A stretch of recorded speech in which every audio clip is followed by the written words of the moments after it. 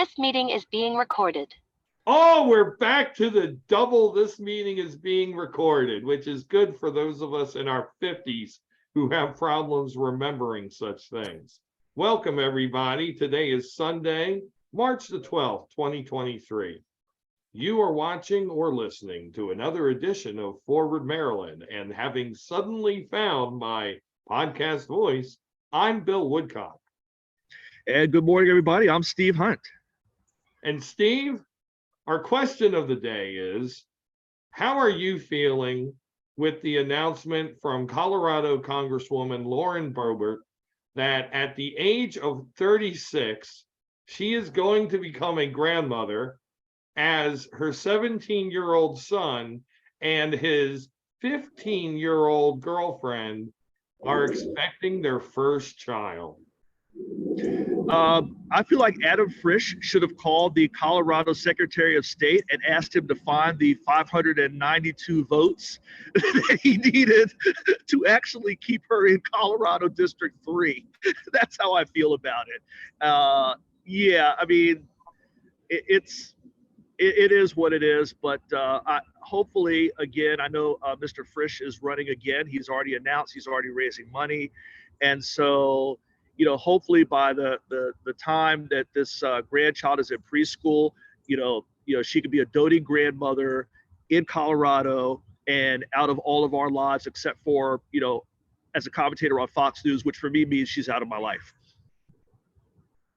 We're going to ask, you know, we don't normally do this, but I'm going to extend the same question to our guest today, Howard County Register of Wills, Byron Macfarlane. Byron, your thoughts on this terrific expression of conservative family values? Well, number one, I am not sure whether that would be a crime in Maryland. I don't know what the laws are in Colorado, but 15 is pretty young to be having a child. But I would say two things. Number one, I'd say to the entire Boebert family, we're not running out of people on this planet, so don't feel the need to procreate. And number two, if we have enough, we have plenty. We're not running out. But also, if that means that Lauren Boebert might have less time to spend doing all of the horrible things that she does, that's a good thing for all of America. Yeah. I mean, it really makes me feel that there should be another, you know, like category of illegality that's just somewhere between legal and illegal, called just skeezy. and you know, like there should just be things you should do that are just skeezy, you know, that are like punishable by some sort of civil penalty. I mean, some sort of, you know, unofficial court-like thing.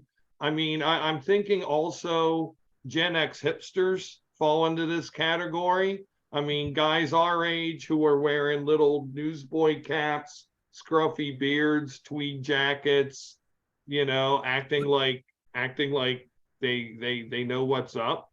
You know, they should just generally have a flag thrown on them too, and just, you know, dude, you're skeezy. You just gross, stay away. Just bad taste all around. Bad taste.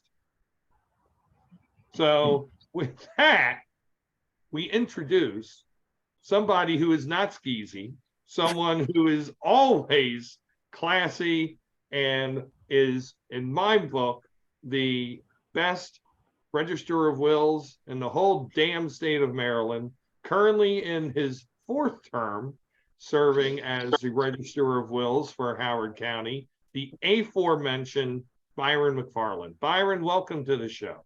Again. Thank you for having me. It's great to be back. Yeah, and I noticed that we did not get, I'm going to blame Steve for this, but since this is your 3rd appearance, you joined the 3 appearance club. The smoking jacket was supposed to have been shipped to you by now, as well as the membership card and admission to the 3-time guest lounge. So Steve will get right on that for you. Yeah, my people call your people. Okay, sounds good. All right, and Steve, we're gonna give you the first question, as Byron is here today to talk about many things Register of Wills and Howard County oriented and beyond. Steve, take it away. Thank you, Bill. The first question, and this is really kind of it's almost a where are they now, or how's it been going since? The last time you were on our show, Byron, you were here to advocate for a referendum measure that, effectively, well, not even effectively, it did eliminate the orphans court in terms of probate matters. Again, as we discussed last time, for anybody who didn't listen last time, it does not mean we don't care about orphans. This court is quite misnamed, or was misnamed. But anyway, any probate matters, things of that nature, now go directly to the circuit court as opposed to going through this other thing called the orphans court. You gave a lot of good reasons as to why that change needed to be made. I know it's very early on because obviously the measure passed. There is no longer a orphans court. How's it been going from your perspective as Register of Wills? Yeah, no, it's a great question. I am extremely grateful to everyone who played a role in getting this referendum passed, because it was quite a long road. And it started, really started about 5 years, 5 years ago, when Delegate Atterbury introduced a local bill that would require the orphans court judges to be lawyers. And that didn't move, but the problems persisted with an institution that had long outlasted its usefulness, I think. And so we got it through the legislature, went to referendum, proud that it passed overwhelmingly. It passed in every county in the state. It passed in Howard County, which was required. But, we've had about 3 months now where we've had a circuit court judge handling probate matters in Howard County.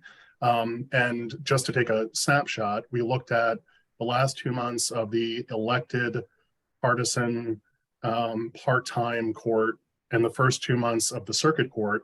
And what we found is some of the issues that we had issues with delays. We had issues with having lots of hearings that weren't necessary. We had issues with hearings taking too long. We had issues with the court getting the law wrong. We had the internal conflict among the judges themselves that, we're talking about people who would be screaming at each other in their offices. And me and my staff basically had to avoid them because we didn't want to be drawn into whatever the chaos du jour was.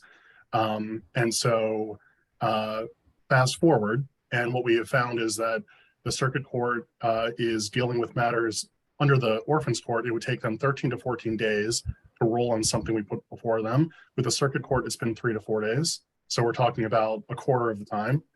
In terms of the hearings they have, the circuit court, as real courts do, they are used to ruling on petitions, motions, things filed before them on the pleadings. So basically, I file a petition, you file an objection. The judge makes a decision based on the arguments you've laid out. Our prior court, anytime there was any petition to do anything, they would have a hearing, essentially. Not always, but a lot of the time. The circuit court is much more comfortable issuing decisions based on the pleadings, which means fewer hearings, which means less staff time, less time for the judges. It's a better use of judicial resources. It's less anxiety for the public, people who are going through this process. For people like me, I work in a courthouse, I go to a courthouse every day. I'm around sheriff's deputies, I'm around judges, I'm around lawyers. For most people, they're not in courthouses very often, maybe when they have jury duty, or maybe if they're part of a lawsuit, but you're not in a courthouse on a daily basis. And so the fact that we're not dragging people into court as often as we used to is a good thing.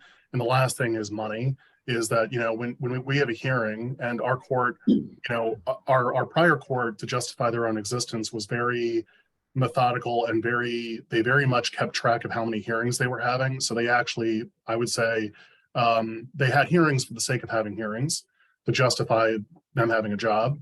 And no one in their right mind would say that they were worth anyone's time, except to go on some fishing expedition or to, pretend to be important.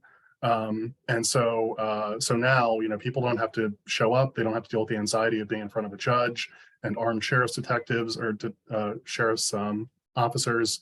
And they don't have to pay for a lawyer to come and represent them. You think even a simple 30-minute hearing, you got to pay that lawyer to prepare for it, to travel to the courthouse, to conduct the hearing and take notes and strategize afterwards. So overall, it's just been a night and day difference. And I'll just say this, we have not received a single phone call from a member of the public or an attorney who doesn't understand what the court is doing, is unhappy about what the court is doing. We have just anecdotally that problem that we were dealing with day in, day out about the kind of constant public frustration with the court. It's just gone. So it's overall, it's been absolutely night and day. Wow. So definitely sounds like it was in the best interest of those people who go through this process. I mean, obviously, it seems like it's better for the system, the judges, like I said, the sheriffs, your office. But bottom line to me, it sounds like for the people who have to go through, and I've been through it. I know others have been through this process. It's certainly making it easier for them, and anything that can do that is a good thing. So it sounds like the change was the right one to make. Well, and I'll piggyback on that, Byron, by adding that it also doesn't seem like the wheels of civil jurisprudence in Howard County have ground to a vapor-locked, frozen halt, as was feared, and as folks who were on the other side of the referendum claimed would happen. Yeah. No, I mean, at the end of the day, what we can say is that, this is not an ego thing, but I was right and they were wrong. Everything they said, all of the fear mongering about, the circuit court can't handle it. Yes, they can. They don't have the specialty in probate that we do.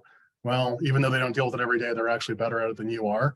We actually had one appeal already withdrawn from someone who wrote in and explicitly said that they were appealing a decision of the court. I mean, almost this is almost verbatim what this gentleman said, because I don't trust this court to get any of this right.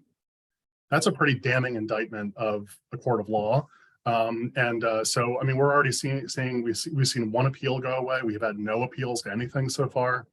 So I think, Steve, if we are, doing what we should be doing as people in public office, which is trying to give people the best experience they can from their government, if that's what your priority is, that's what you care about, we did the right thing.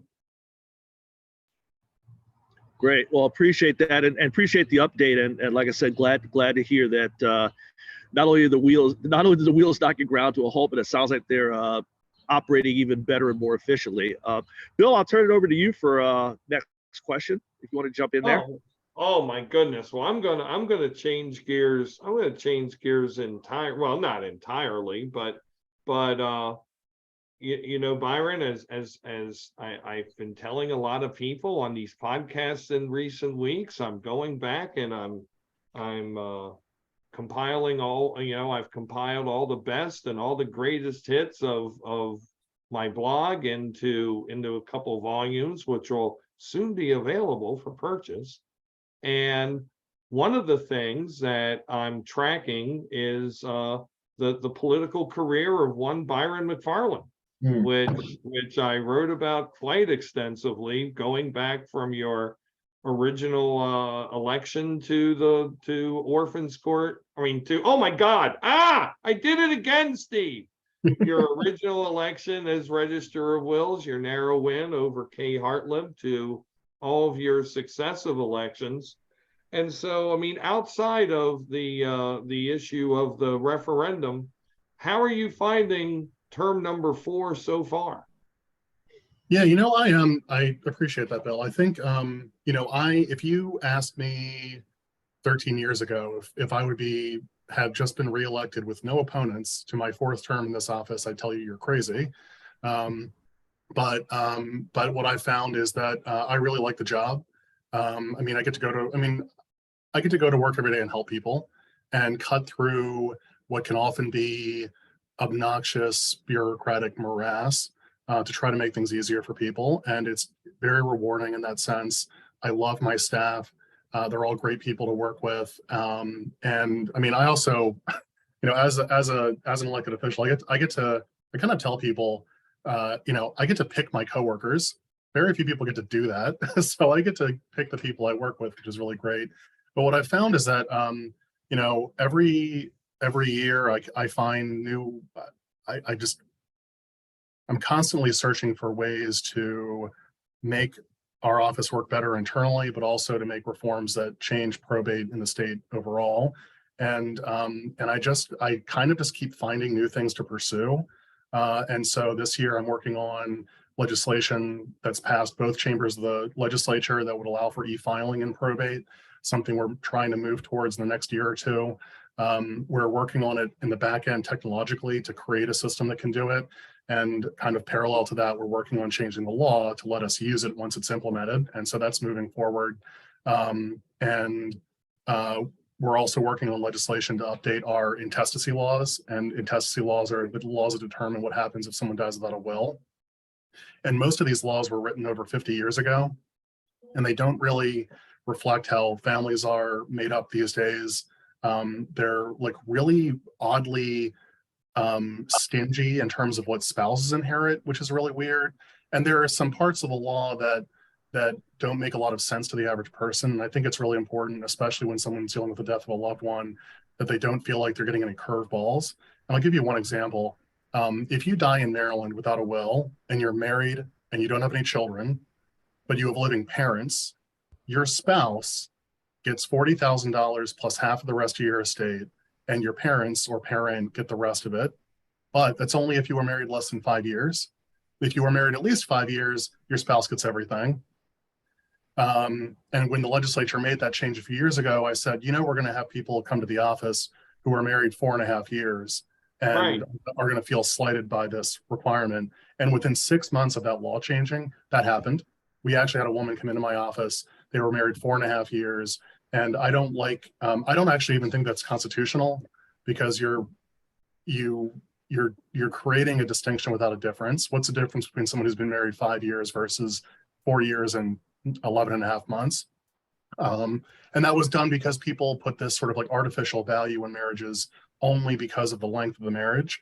I know people who've been married 1 year that are far happier than people who've been married for 50 years. So, Oh, yes. and And we all do.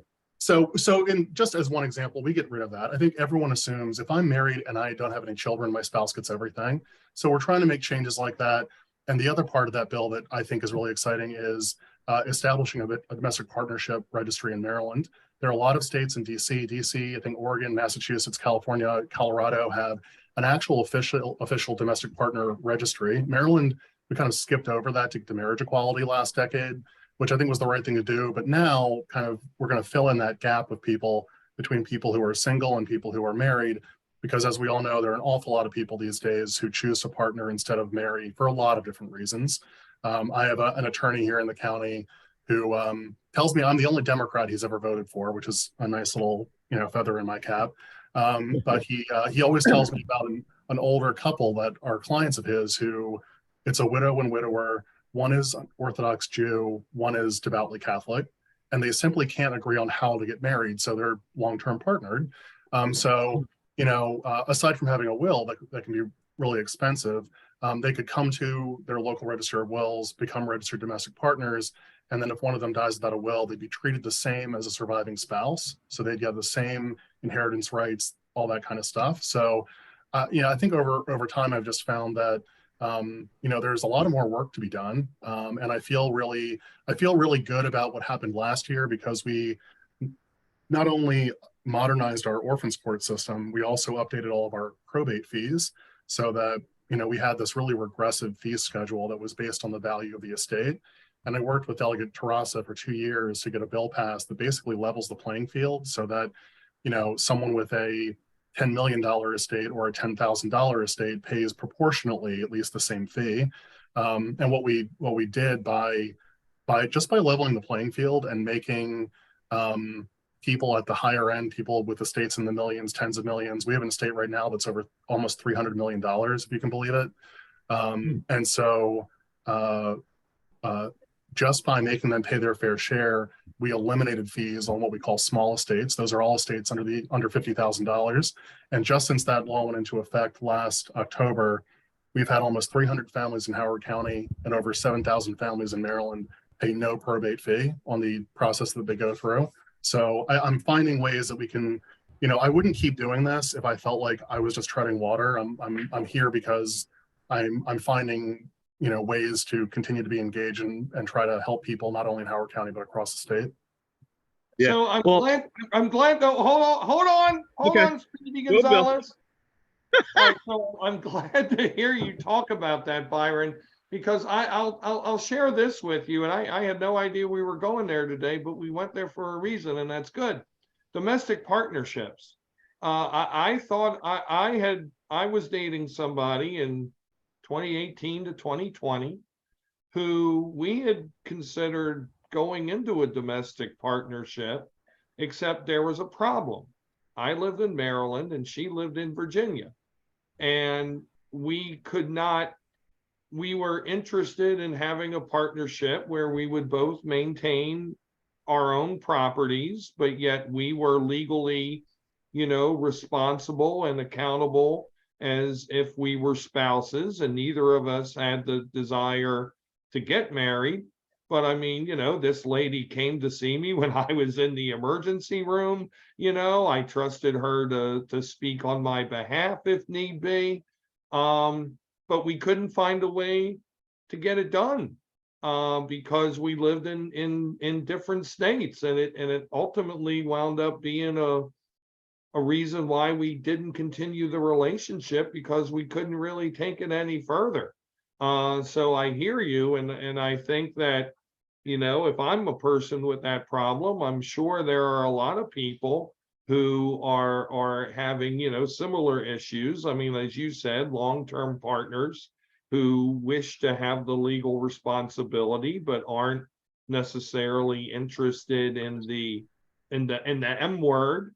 And I think that it is a gap that should be filled in. So I really commend you for looking at that. Yeah, I think it's important. I mean, we have people who are in your situation. We have people who, there are people who they're, like I just said, they come from a different faith, or an awful lot of people who have been divorced do not want to get married again. And so, a lot of reasons why people, there are employment benefits, there are all different kinds of reasons why people, alimony, all that kind of stuff, reasons why people don't want to get married. So I think it's important. I mean, what do we, I think it's important that our laws keep up with how people define family. And I think if we focus on what matters most in a relationship with the two people is, love and commitment, as opposed to a piece of paper, we should be doing that. Go ahead, Steve.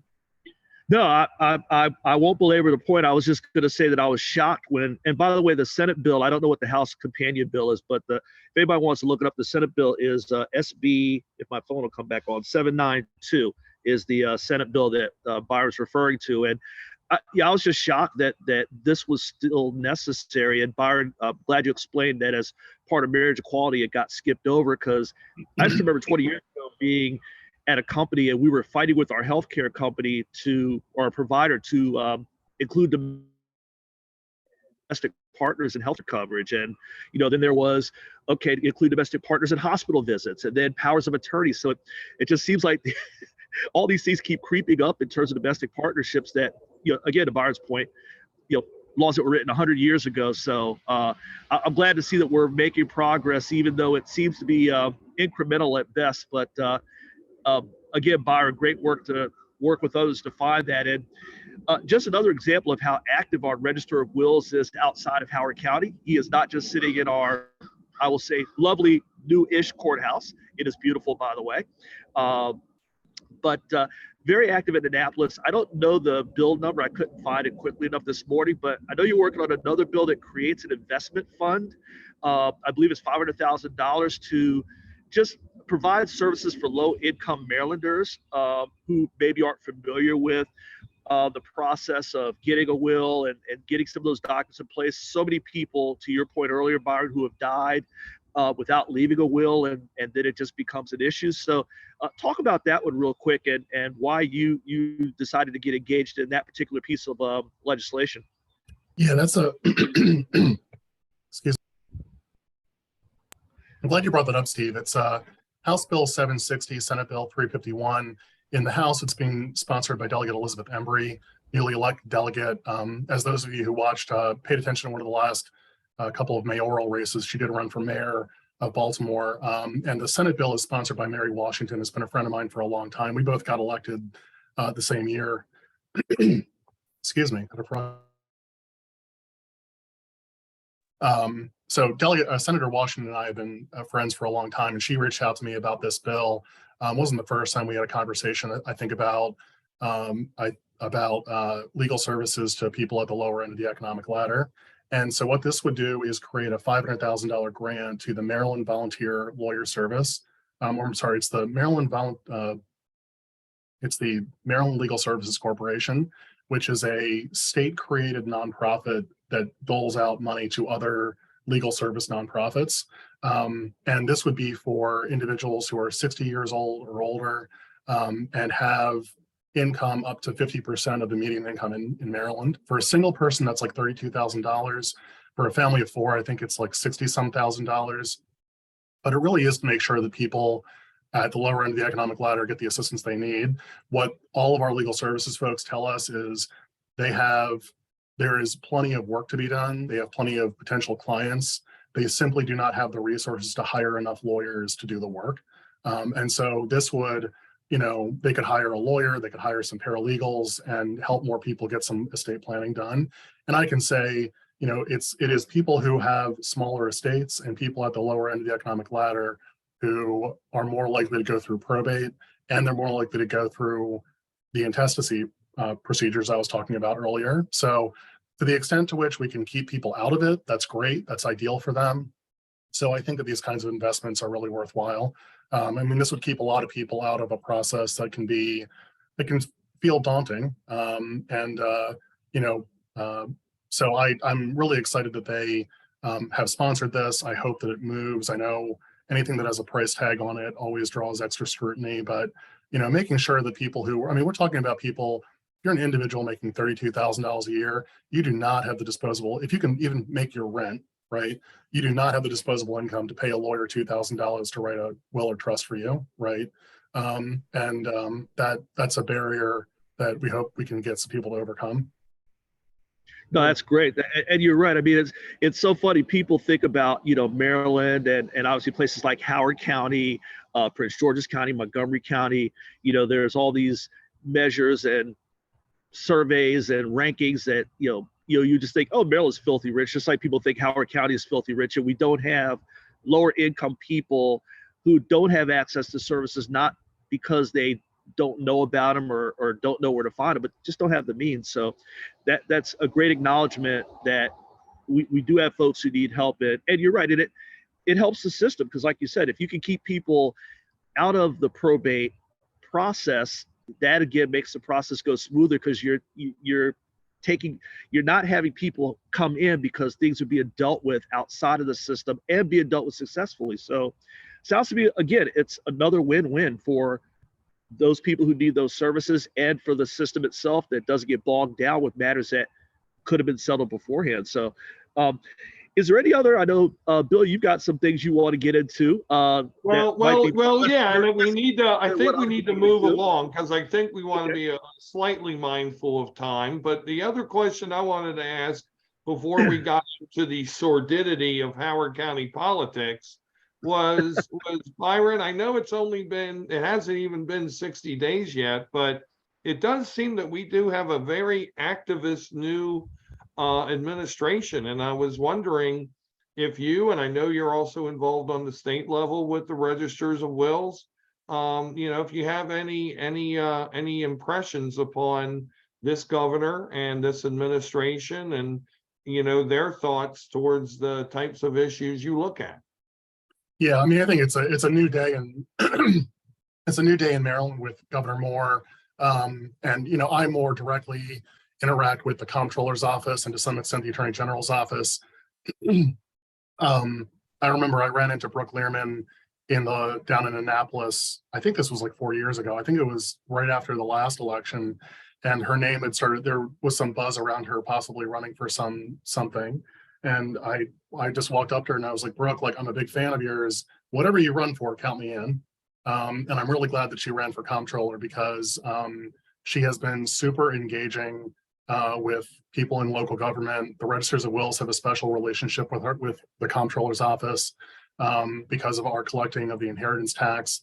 It's just been really great to see, and I'll just say I've known Peter Francho for almost 20 years, from when I started working for him when he was a delegate, and he was a tremendous comptroller, and didn't always agree with some of the things that he did, but I actually learned a very valuable lesson from Peter when I worked for him, which is, which really is how important it is as an elected official to have a clear conscience and to march to the beat of your own drum. And say whatever you will about Peter and some of the positions he took or whatever, but no one controlled him. No one told him what to do.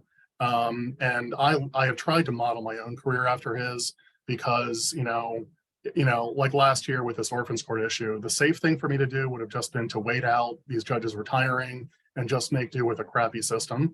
And I said, no, that's not why I'm here. I'm not here to cover for a system that is broken. I'm here to try to help people. But anyway, so Peter was a really great role model in that sense. So I think Brooke is terrific. Obviously, you guys have probably seen the Attorney General is working on some kind of hot button issues related to prosecuting police involved shootings. So he's hit the ground running. And I'll just say about Governor Moore, I just imagine him getting up in the morning and like springing out of bed with this giant smile on his face, just like ready to go. Like the guy does not have a bad moment. What I love about Governor Moore is that he is such an enthusiastic and relentless cheerleader for Maryland, for everything that is Maryland. And it just gives, I think, even if you're the most conservative Republican, you got to look at him and you got to like him. That's just the kind of personality side of it. But substantively, I think that it seems to me kind of like if you're a progressive and you feel like there's been a logjam and you want to make progress on some ambitious things, that we have an open ear in the governor's office now, which we haven't for the last 8 years. So I feel like one of the things I like about him too is, I like having people in office where I can just sort of not worry about what they're doing every day. On any given day, it's like, do I trust that Governor Moore is doing the right thing? I don't have to follow his Facebook feed or, be following what he's doing 24/7 to make sure he's not, going off on a limb. I trust him to do the right thing. That's kind of how I felt when President Biden was elected too. It's like, oh, thank God, I don't have to wake up every morning in a cold sweat wondering whether the Constitution has been shredded. So with all of that, I feel like we're in a great place. Yeah, and Good. count me, and I think I speak for Steve also, as converts to Governor Moore. For me, my last two experiences with people running for high office who had never run for office before were Ben Jealous and Donald Trump, and those were both very checkered experiences, to say the least. So I have to admit that the Moore candidacy did not meet with me with great warmth and fuzziness. Was more buoyed when he picked former Delegate Miller as his lieutenant governor, and I'm like, well, maybe this guy knows what he's doing. But holy smokes! It's kind of like, where was this man all this time, and not in Maryland politics? And we know that what he has done to make his life, and he's been very successful. But to just kind of transition from that type of environment into this environment where Maryland politics is not a bunch of smooth waters, it's been very impressive. Nor, Byron, are the waters of politics in Howard County.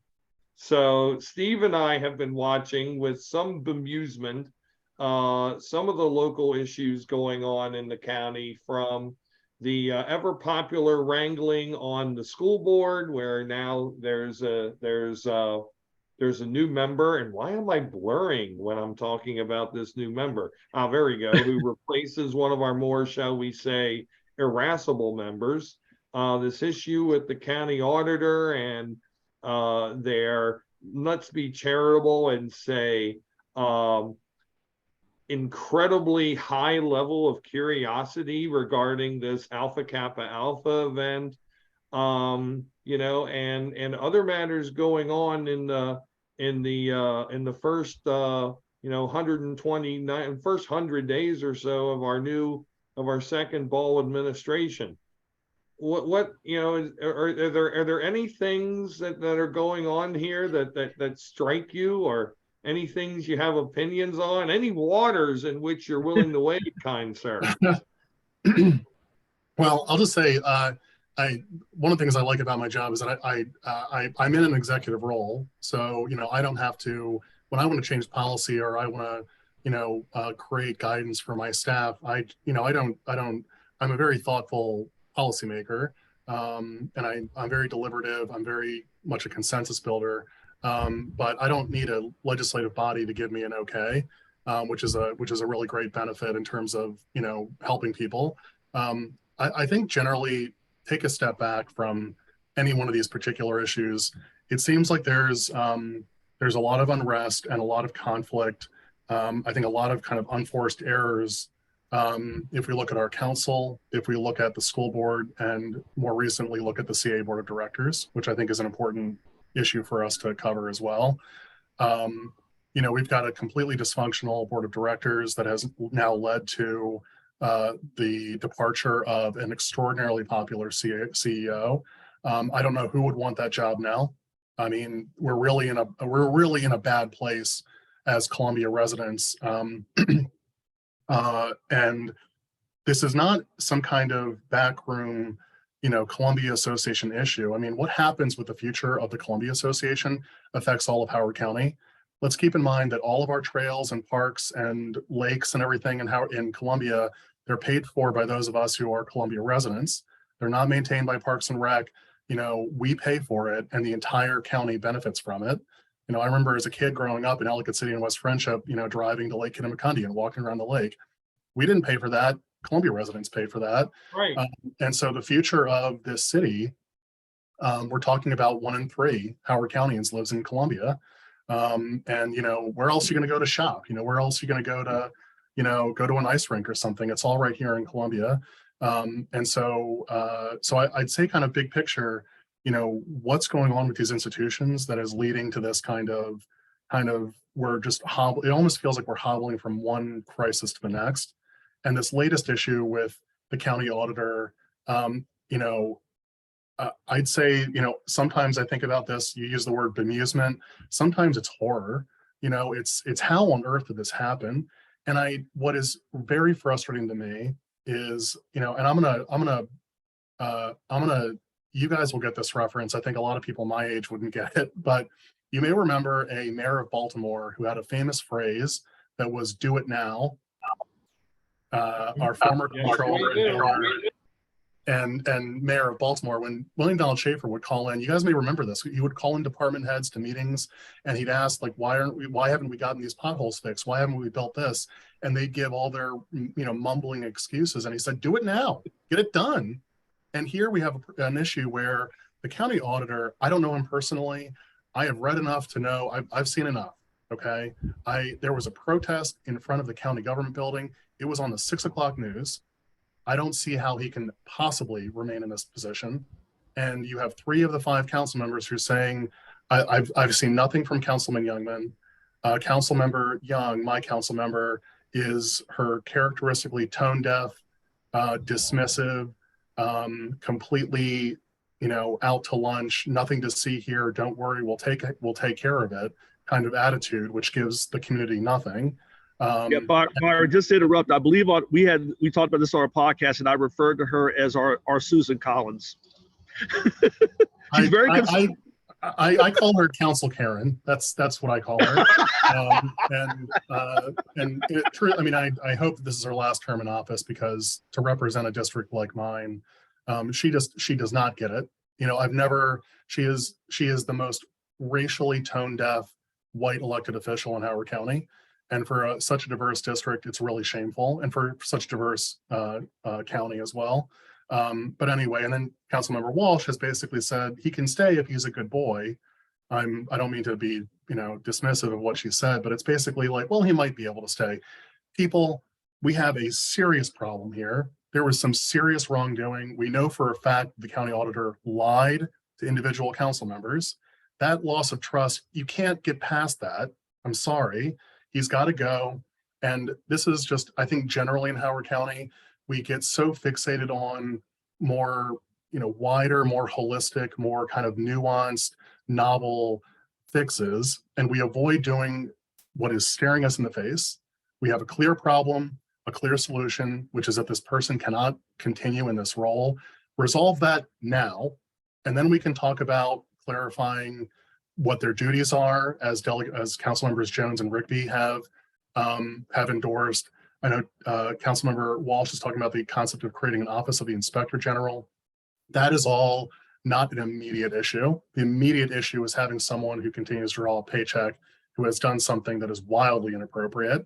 I mean, if you read these reports, I mean, it was a stakeout and there was clearly some kind of racial element to it. And if you don't see that, God bless you, because it's clearly a problem. And so that's my take on that one issue. And then it seems like things have kind of quieted down a little bit on the school board. I am thrilled to see a homophobic, right-wing lunatic leave the school board and be replaced by anyone. I have not had the pleasure of meeting the new board member yet, but I have high hopes for her and wish her well.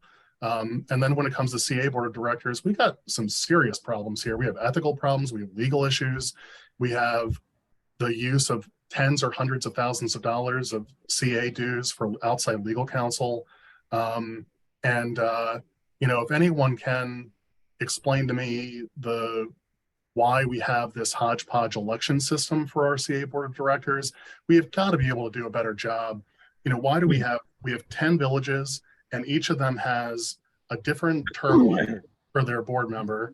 The election procedures are different. The days of the elections and the hours of the election are different. The vote, who can vote, is different from, there are people who don't live in Wild Lake. If you own property in Wild Lake, you can vote in a Wild Lake Village Board election. That's crazy. That's like me being able to vote in Maryland and Virginia because I've got a vacation home there. I can't afford that. But there should be uniformity. 2-year terms, everyone can vote online. It shouldn't be different from village to village. And to me, those are just like low-hanging fruit.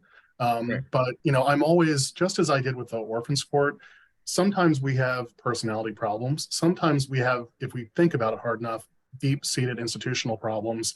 And maybe it's the confluence of those things that gets us to wake up and say that we have to do something bold here to fix this for the future. So that's kind of what I'm seeing broadly in the county. Mm-hmm. Steve, I know we only have several minutes left, but I'm going to turn to you to bring it home, sir. No, excellent points, Byron, on all of those things. The CA board, I know we had, Director William Santos on, and he talked about some of the archaic rules and how a lot of these elections are come out of the covenants. I'm not a Colombian, so whatever those things are, that were written in the 60s. So, it's funny how you talked about process and how things just need to be, for lack of a better word, modernized. So you've got 60-year-old rules or 55, however long it's been, that are governing how things are done today. And you've got technology, online elections. I mean, why the heck not? So thank you for pointing that out. And then I love the reference to William Donald Schaefer, because you're right. He was a prickly old guy, but he definitely was a get all the liars in the room. So, and I think that is appropriate there. So just to wrap up, Byron, is there anything else you want to add or any issue that we might have missed, whether it's something Register of Wills or otherwise that you want to touch on before we wrap up here? And of course, any shameless plugs, anything Absolutely. you want to promote. Okay. Well, yeah, I mean, I think the one, as I was thinking about today, I'm now, in my 4th term in office and I love my job. I also just had a big birthday. I just turned big 4-0, if you can see that. Look at that. I've given my youth and everything to my job, and anyway, but I've been reflecting on kind of like what the future holds. I think that while we're all rightfully focused on the presidential election next year and making sure President Biden, he's going to announce Trump is going to be their nominee. My prediction, we're going to win. Yep. It'll come down to that. It'll come down to Congress. DeSantis is going to rise and fall, I think. But I think something that I'd like Democrats in the county to start thinking about is this. We have all been around here long enough, Bill and Steve. When I got started in county politics, we had a Republican council, Republican county executive. 2 of our 3 senators were Republicans. I'm sorry, these are all Republicans. And we have been given basically unfettered control of government in Howard County. I mean, we only have 1 partisan elected Republican left. And if you look at the election results from the past couple of cycles, Greg Fox was reelected to the county council in District 5 in 2014 by 40 points. David Youngman got elected the first time 4 years ago by 8 points. And last year, he barely got reelected by 3.5 points. District 1 is not the swing district anymore. District 5 is the swing district now. And I think we're only a cycle or 2 away from that becoming a Democratic district. I think certainly by 2030, that's a light blue district at worst.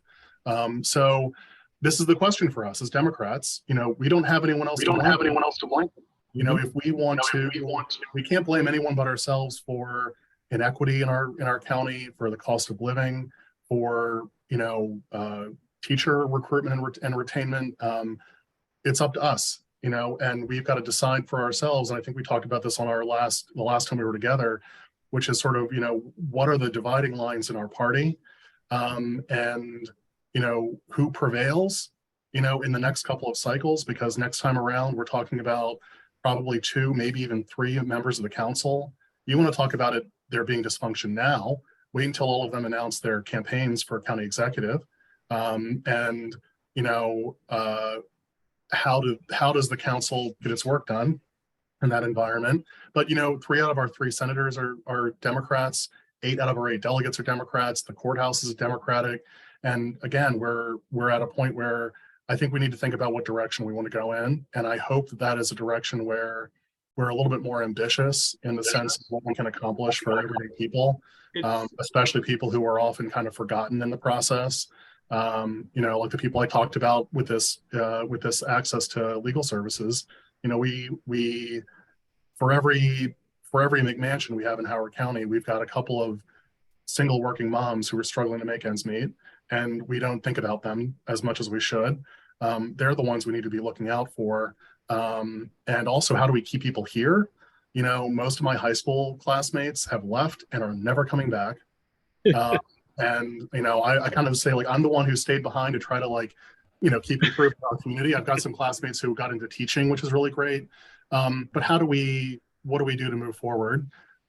Because we don't get to blame the Republican boogeyman anymore because they're gone. I don't think Republicans they are no longer competitive countywide. It would take a very special set of circumstances for a Democrat to lose to a Republican in a countywide general election. And I think that if you just look at, there's sort of a high watermark for Republicans, which is in like the high 50s, high 50,000 votes, and the low watermark for Democrats is like in the 60s or 70s. So it's kind of,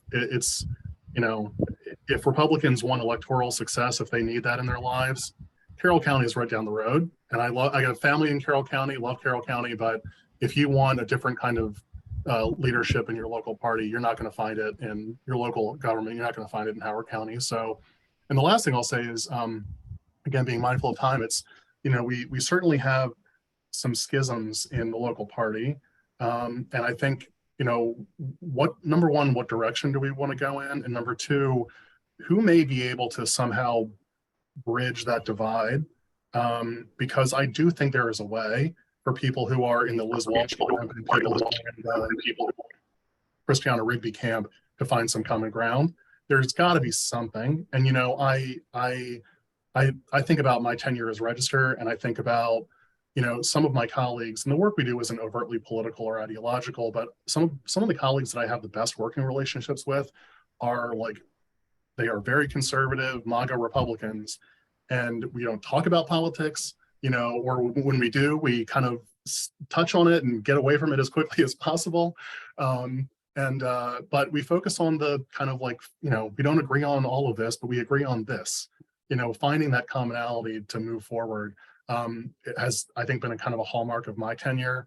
You can always find common ground with people if you put your personalities aside.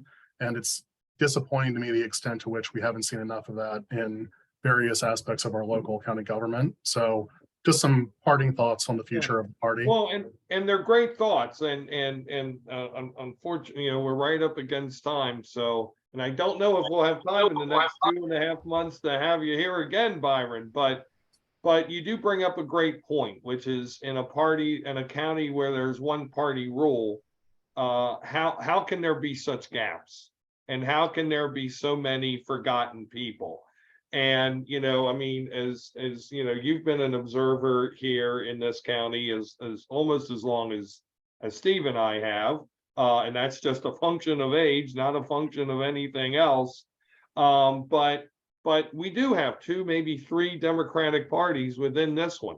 And to answer your question about, Republicans and their path to victory, it would seem that indeed, yes, the only way for that to happen is if Democrats really shoot themselves in the foot.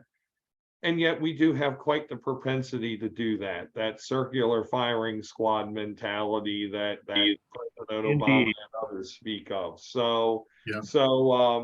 The path is not golden here in the land of milk and honey. I think we all realize that. And I thank you for bringing that to light in your comments.